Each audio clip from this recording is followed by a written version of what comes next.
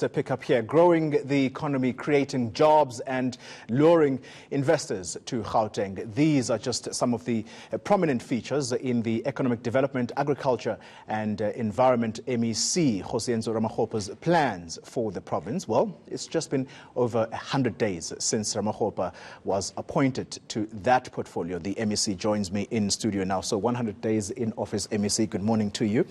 Where or how far have you gone in identifying the turnaround sectors in Gauteng that will drive or revitalize this economy?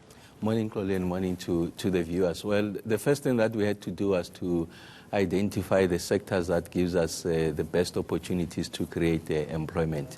We know that agriculture, manufacturing and construction have got some of the highest employment absorption capacity, and also the barriers of entry are lower. So those are the areas that we are focusing on. So when the Premier announced in the State of the Province address Township Economy revitalization and the need to take industry into those spaces, that's one area that we are focusing on.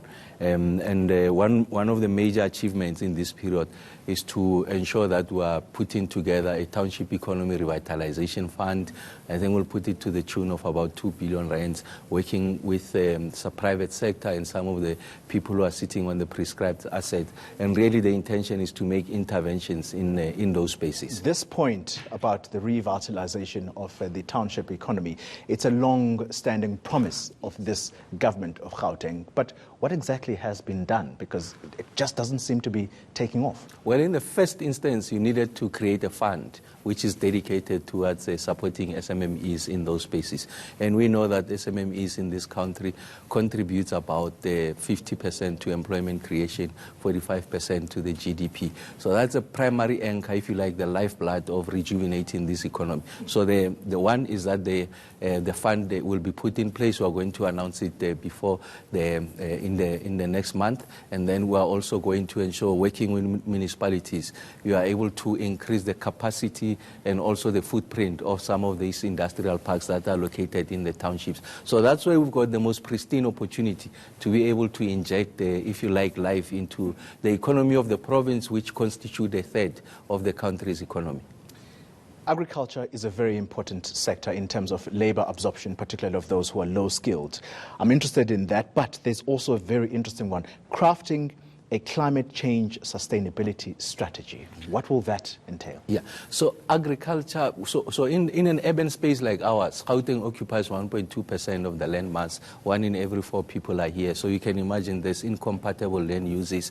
There's competing interest with how we are going to use space. So agriculture in this instance is both primary production and agro-processing. And the more downstream you go in the value chain, the greater the employment absorption capacity. And that's an area that we are focusing on. We know that is a consumption hub, so Gauteng lends itself to that. So we're working with the private sector to do that.